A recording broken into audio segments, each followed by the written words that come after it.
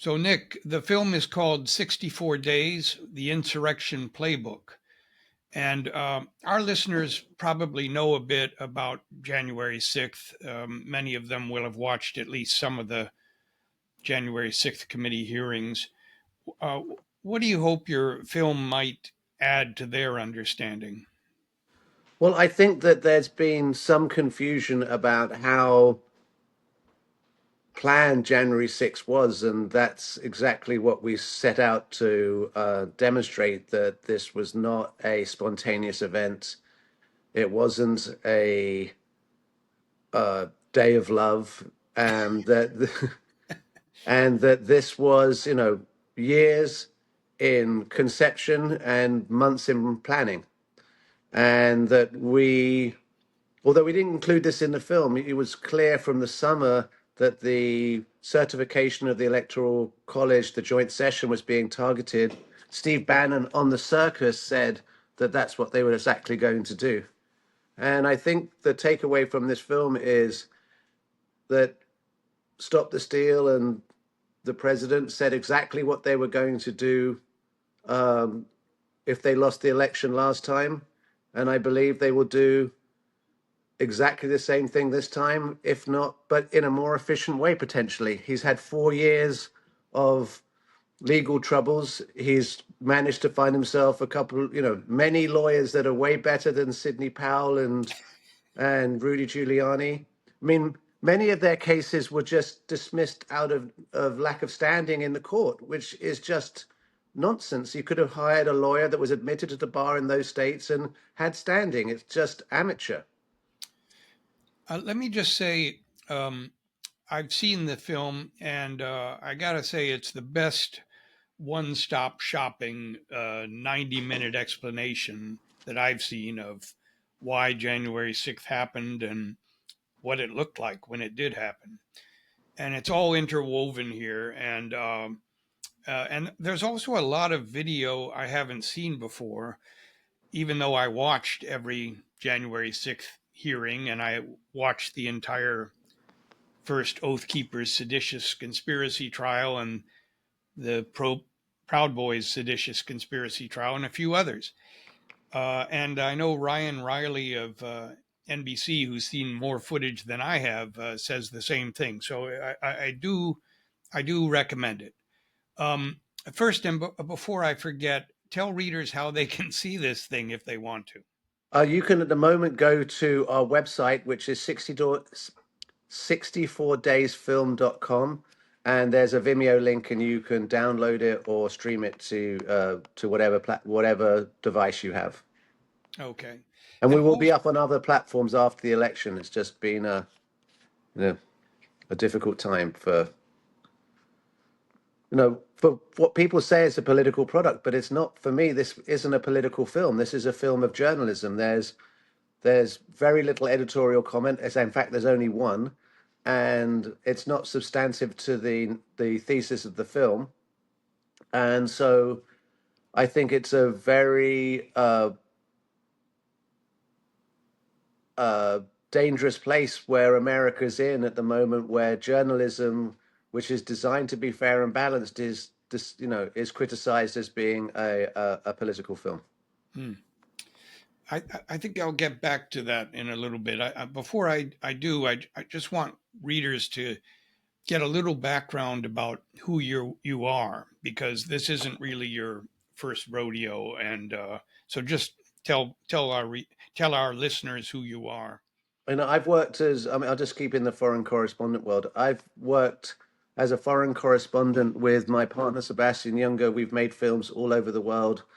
We started by making a film with our dear friend and colleague, Tim Hetherington, called Restrepo, where Sebastian and him spent 15 months on a deployment with the 173rd Airborne in the Korangal Valley in Afghanistan, potentially the most dangerous place in the American occupation of Afghanistan at the time. And then since then, Tim was unfortunately killed. He was killed in Libya. We made a film about Tim. We made a film about veterans coming home called The Last Patrol. And then Sebastian chose to step back from being a foreign correspondent, and we swapped roles. So Sebastian was in the edit room doing story, and I went and we made films in Syria and Iraq for National Geographic. Uh, Another film in Mexico where we followed the caravan from Guatemala to Tijuana, and then we followed the drugs from the fields to the center of Los Angeles. I've stayed with the Cartel de Sinaloa for several months, and I've worked in El Salvador, Venezuela, worked all over the world as a foreign correspondent. And I came back to America in 2020 because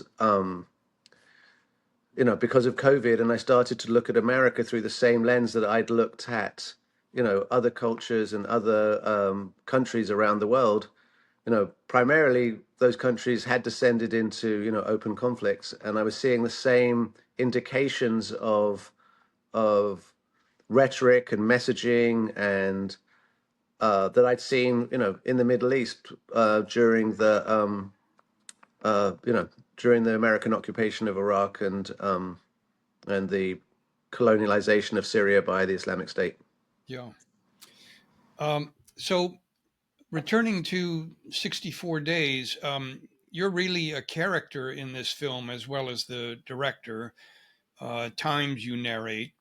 Um, and one of the unique things about it is it's not just a retrospective. You're interviewing Tario, for instance, Enrique Tario of the Proud Boys, months before this happens, and days before this happens, and hours after it happens. I mean, we're inside this. Tell us how this came about. Well, over the summer, we as I said, we came back to look at division in America through the lens of a foreign correspondent, and we were spending time with both the far left and the far right. And when the president name checked the Proud Boys in the debate, I felt that the chances of political violence had increased enormously, and that the Proud Boys, although I'd seen Proud Boys around, I felt that they were absolutely now front and center of the election effort. And And just for our readers, you mean when when he he, said stand back and stand by, yeah, in late September yeah, in 2020. September the 29th debate. So I called Enrique Tarrio. I got his number from a friend, and I got his answer phone a couple of times, and he had Roger Stone on his answer phone going, "If Enrique's not here, he's out kicking asses and saving America." And which I at the time thought was quite amusing. I was literally in my office here, and we play it again. Listen to this dude. um, and then Enrique said, "Come down." And we always wonder why he was so willing to have us there at that time. But you know, if you believe that you're in the right and you're going to win, you probably want the best guys down there to document yourself. I mean, how far away from success were they? It's a very different conversation we're having now, because if they succeeded, there'd have been no sedition trial, and I would be in the same basket as Leni Riefenstahl. Yeah. Um, uh, and Although you I am did, not a Proud Boy, and she was a Nazi. yeah. Um, and for this film, you did a number of original interviews. Obviously, the maybe the a number with Enrique, but also you also weave in other interviews, the January 6th interviews, and other sources.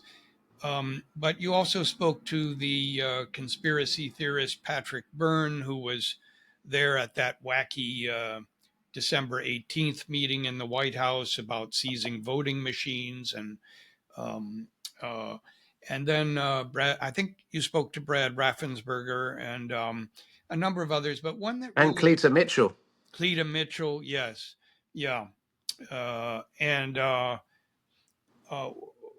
one that stuck out for me was the Russ Bowers one, who's actually sculpting as you speak to him. Tell me a little about that interview. So Rusty is the Speaker of the House of Representatives for Arizona, and he was enormously pressured by the president to become both a fake elector and to look further into potential voting irregularities in Arizona. So I was aware of Mr. Bowers through the committee because, and also through the Arizona the paper they have, the Sentinel, I think. So we felt that Mr. Bowers was the best way to tell, to be the personification of this huge effort to influence elected officials, because he's a Republican and he's a very honest Republican. Like he believes what he believes, and that's it, and he believes in the truth and to do things that he believes are legal according to the Constitution, which he thinks is a divine, a divine document. Right? There's divine inspiration in the Constitution. And I can respect that, because we're in a fact-based world with Mr. Bowers, and he was tormented by protesters, in his house and in his driveway when his daughter was, gravely ill, and I think he epitomized the struggle of many elected officials throughout the country. I mean, there's multiple examples of this, whether it be Jocelyn Benson, Brofin Benson in Michigan, Governor Whitmer in Michigan, Brad Raffensperger in Georgia. I mean, the list goes on and on and on of the attempts to, you know, find votes after the fact. Yeah, and you just for the listeners, there's video you have of the protesters outside his home, screaming that he's a pedophile, and protesters who are wearing guns. This is pretty frightening pressure. It Um, is, but you have to take into context that Arizona is an absolutist to a open carry state, so no one's doing anything technically illegal, except for when they enter his property, they are technically trespassing. But um, it's just it's just, is that how you want to argue your cases for an election? Is that how you is that how you resolve disputes? Is by going to confront people when you're armed? I don't think that's a great dispute resolution technique. yeah, And what is the function of government in the end in this country? yeah. And actually, one of the things you mentioned also that is striking is that his Christianity sort of strengthens him, as it did Vice President Pence, apparently, because there's a lot of Christianity in among the January 6th protesters too, a different kind of Christianity. But here, here it really helped out, uh, gave them strength, to resist. Um, as for Tario, for the readers to know, he's the head of the Proud Boys during this period, and he organizes the special chapter right after Trump sends out the December 19th tweet, the "will be wild" tweet, come to January 6th. Um, he organizes a special chapter called the Ministry of Self Defense, but he's not present for January 6th itself. And I'll let Nick explain why that is. And I have a follow up question about that. Enrique Tarrio was arrested on January the 4th, subsequent to the burning of the BLM flag that was seized from the AME church in Washington, D.C. He accepted responsibility for that, or claimed responsibility for that, even though he was clearly seen to be observing the burning of that banner, which I filmed. He came to DC with two extended Proud Boy emblazoned large capacity magazines for an AR-15, and entered the district from Reagan. He was arrested in the tunnel as he entered DC by a large force of police officers. He was known, and he knew he was being tailed for two reasons. He'd spotted the tail in the airport when he went to the bathroom, and two, he'd been in extensive communications with a MPD intelligence officer called Shane Lamont, which we also captured on film, him discussing, well, I was tipped off, I knew.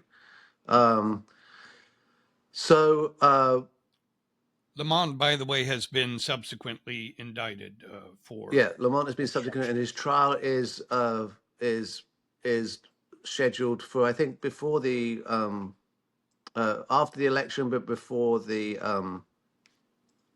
inauguration. So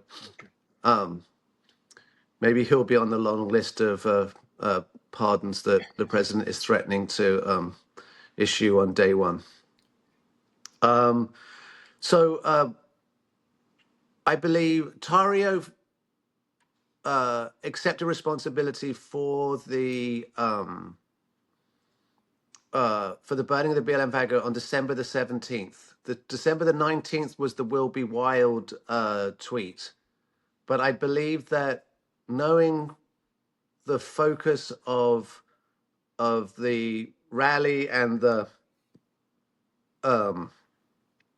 attention that they were giving towards the joint session, that Tario was attempting to take himself off the battlefield because he knew that he didn't want to lead the Proud Boys on that day when potentially, when chaos could ensue.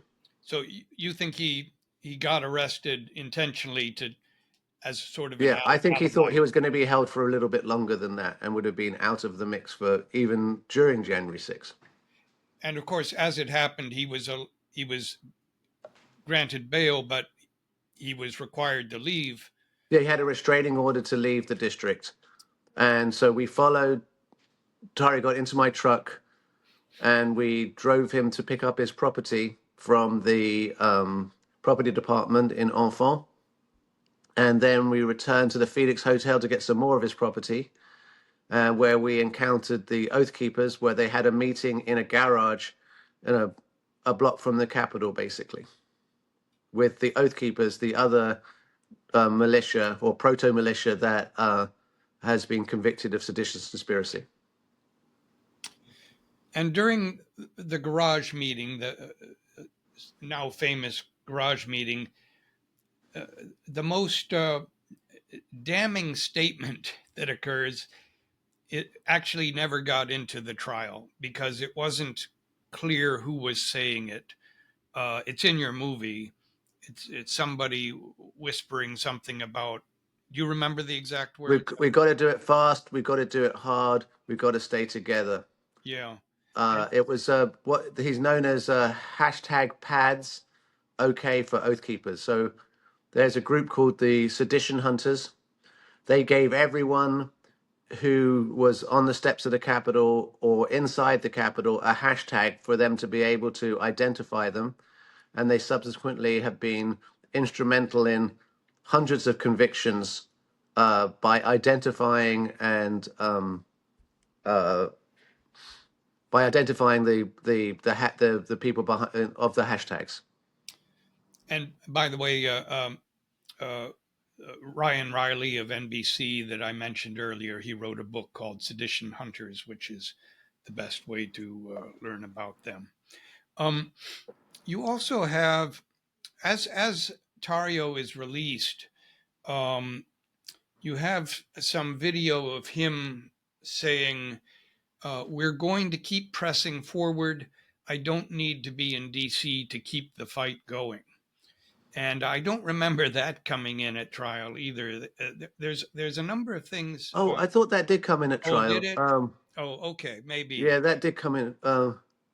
I missed a lot of the trial because they kept asking me to leave. Oh, yes. As a witness, you're not allowed to, because you became a witness. You had to. You couldn't be there except for your And they seemed to be upset with some of the. There was a lot of objections. I felt like I was, playing musical chairs half the time. Unsubstantiated objections, or but there was a lot of, and then they have this husher thing that just like, um, you know, blocks out the courtroom. But you can read the court stenographer's notes from the witness stand if you're yeah. just. Um, uh, yeah, there was another line of his from much earlier, I think maybe from November, when he says, Tario says, they'll call it an insurrection because I am going to go in there and fuck shit up. I don't think that came in either. No, I didn't. Because I didn't. They asked when they subpoenaed my footage. They were very specific to the subpoena, and I didn't feel that my other work product was germane to what they were asking for, so I didn't give it to them. Oh, I see. Uh, well, so tell us about that. You did become a witness for both the January 6th committee and the prosecution called you as a witness. Um, Tell me about those experiences. I was subpoenaed to appear as a witness in front of the committee and for the seditious conspiracy trial for the Proud Boys, indeed. Um, the committee is actually much less stressful and much shorter. Basically, my job, they asked me to do is just to tell my experience on the morning of January 6th with the Proud Boys, up until when the barriers came down. So, I filmed it. It's very easy. They used my video to, as they say in this world, I have the receipts. But a sedition trial, a federal trial in Prettyman Courthouse, is a very different scenario.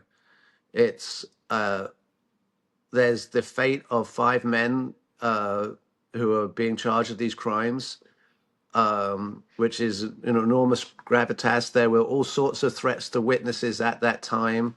The marshals were very concerned. It was a very elevated sense of tension there. And, you have the direct, which is, the prosecution walking through what they want you to say. And then I had 3 and a bit days of cross-examination by the 5 defense counsels, who are there basically to try and find any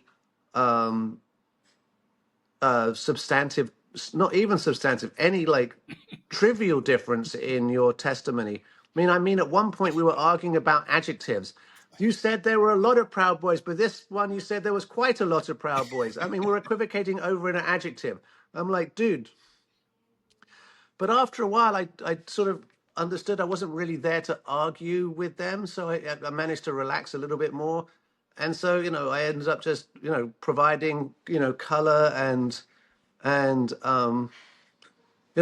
just explaining what happened without, I was a little naive with the committee because I took a deposition with the committee without a lawyer. So I have a 6 to 8 hour deposition with no counsel because I didn't feel I was subject to investigation. I felt that this was, I didn't think I was going to be instrumental in anything that was going to go on later. So I just told them I answered their questions, and they just had a lot of questions and they didn't really stop. And I sort of know that as a journalist, like once you've got someone and it's good, you just keep on going. But at a certain point, it sort of runs out of steam. But when you've had such a long deposition, it's red meat for defense counsel. So they looked, and I've been on record. I've been with the committee, and so I testified under cross-examination for 3 days. They tried everything they possibly could to find some difference in my testimony, and I don't believe they did. I remain an unimpeached witness. So on January 6th, you were with the Proud Boys filming.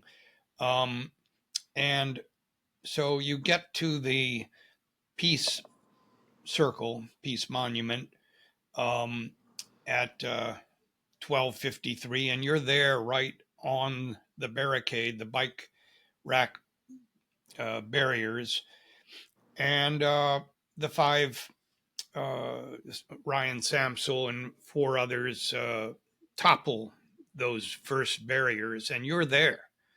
Um, and of course, you have a choice what you do then. And as a journalist, you follow the rioters as they proceed. Um, uh, what did the prosecutors think about that? Well, I have, as they say, prima facie evidence of their involvement and their location at that very moment. So, in terms of providing, a clear and uncontested account of not uncon. I mean, some of them contested my account, but like I don't think they were very effective. Um, it's very useful for a prosecution. But you entered the restricted zone. I did, Did and that become a so problem? oh yeah, it absolutely became a problem for me. So I knew that there had been crimes committed on January 6th. I'd seen between me and my team, we'd seen Roseanne Boylan die, we'd seen Ashley Babbitt die. We'd seen all sorts of assaults on police officers. I'd been attacked. Um, Police officers had been attacked. All sorts of craziness that day. So I called a friend of mine who's a U.S. attorney. I said, I need to give you my footage of January 6th because I don't know what has happened. I mean, I sort of know what's happened, but like you need to know what's happened. So I immediately, just on the January 6th footage, not my January 5th footage and not my interviews with Tario, but just the footage on the steps of the Capitol. Because I knew I had no journalistic privilege. Sooner or later, my footage is going to come up, and if the federal authorities are asking me about my footage rather than me telling them what happens, that's a very different type of interview to be having with the FBI. Yeah. And I like to be so literally. I talked to my two colleagues, and we decided to be out front of the of what was going to happen. But I still got caught up. It's because the FBI investigation became so huge that I talked to the head of criminal at MPD. I talked to a special agent, but like I suddenly was having FBI officers visiting my house in the Hudson Valley. And in the end, I had 4 interviews. My trusted traveler was removed. My global entry was removed. Uh, my visa was questioned.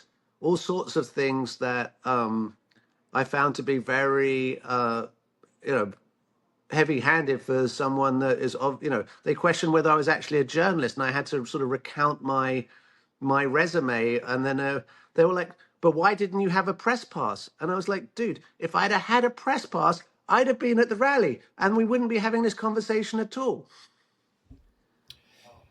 Um, Let me get back to uh, one And thing actually that that came up. Did you read the the FBI have a secure messaging system that they have? I think it's called Saber or something. the FBI's own system. Yeah, Yeah. and that was actually uh, they sent some testimony to the defense, and the defense managed to unpick the entire internal communications of the FBI. And in fact, they challenged the reason for my testimony and said I'd done a deal to preserve my immigration status, Visa. Yeah. and Yeah. I I was remember. because they saw my lawyer in the court, and I was like, Mm. no, my lawyer's actually a family friend working pro bono, and she deals with constitutional issues and criminality, not immigration. So Mm. that one didn't go very far for them.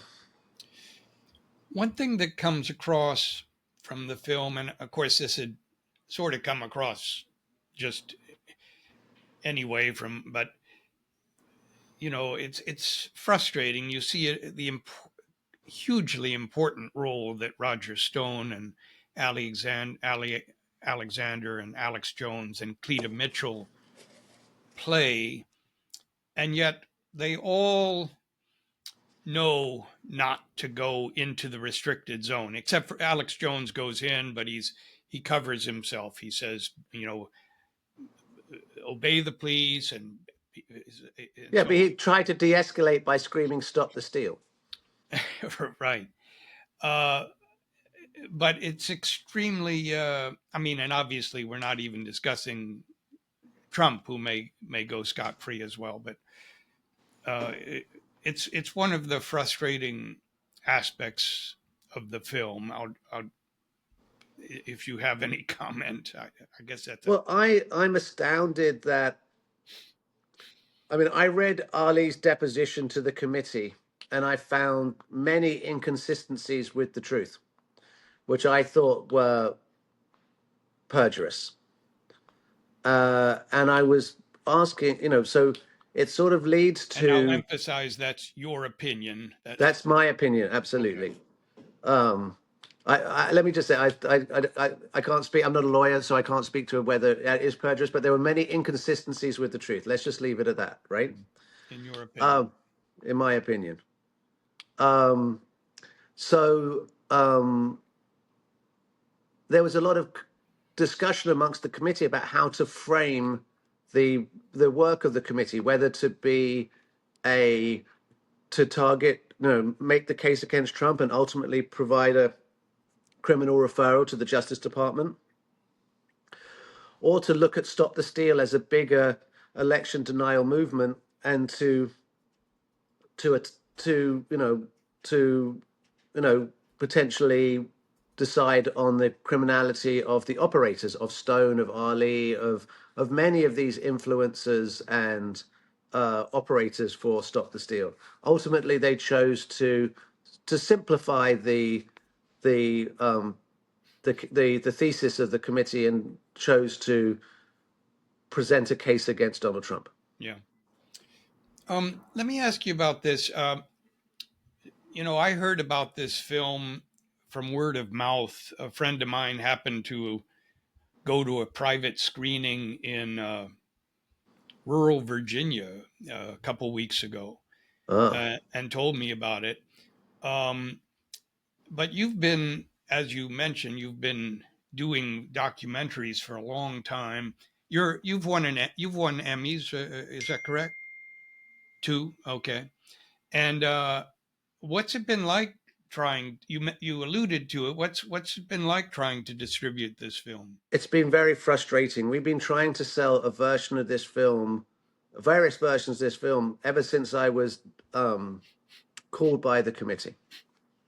And uh, we had a lot of meetings with a lot of broadcasters, but ultimately they either chose to make their own ones based on, I would say, based on um, the treatment that we had given, or they've made apologies.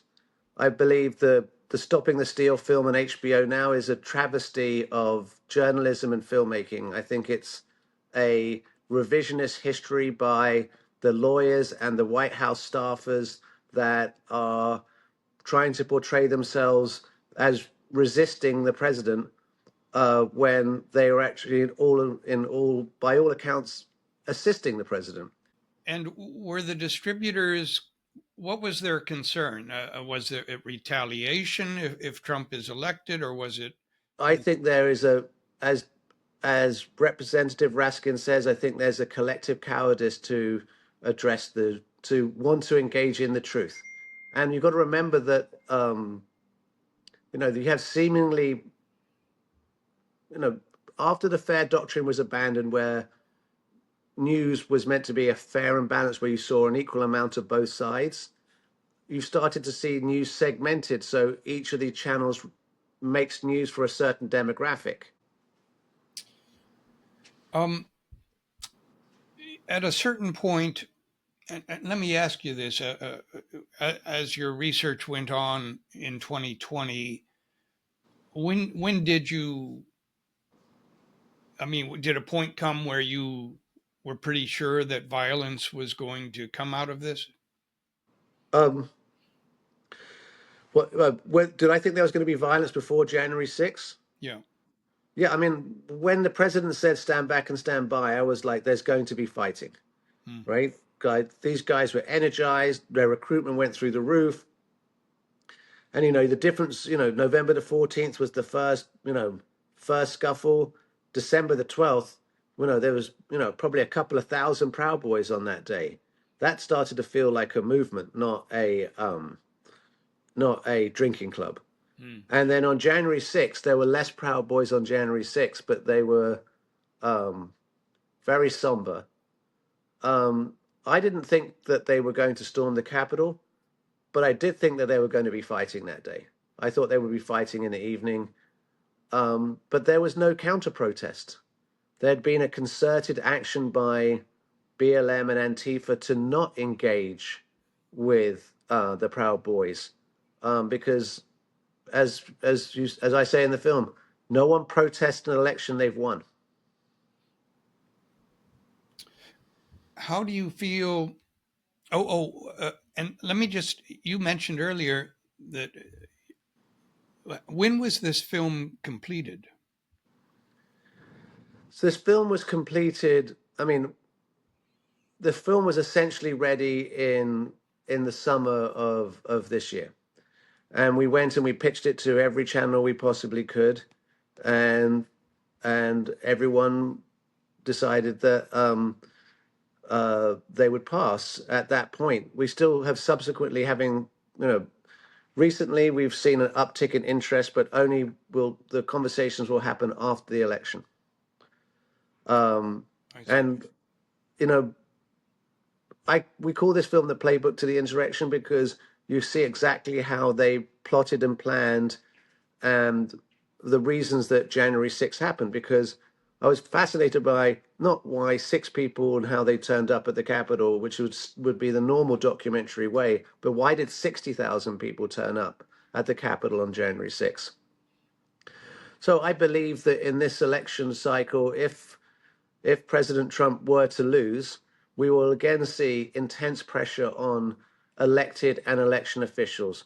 We will see a flurry of spurious lawsuits based on poll workers' spurious recollections of election fraud. We're already seeing ballots being targeted in mail-in ballot boxes by and arson attacks. We're seeing the president saying how unreliable this election is already. We're starting to see influencers emerge like Donald Jr. or Ivan Raiklin or Laura Loomer that will then coordinate the messaging.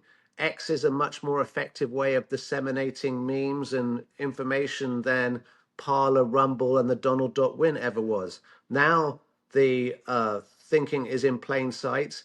We've been struggling on social media as well. We can't get any traction on um, on Instagram or on X because we've basically been what they called shadow banned.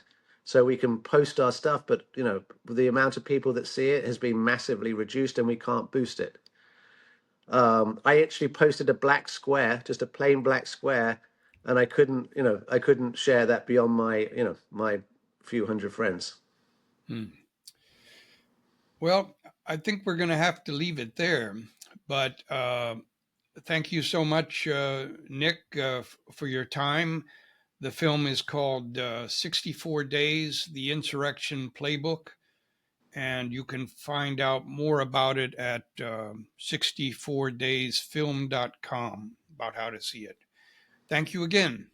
Thank you, Roger, and thank you for all your hard work. I love to listen to, watch your live tweets throughout those trials. It really felt, you felt like you were really in the room at some points, and it's much better to be reading it on your phone than being in that room. I can promise you.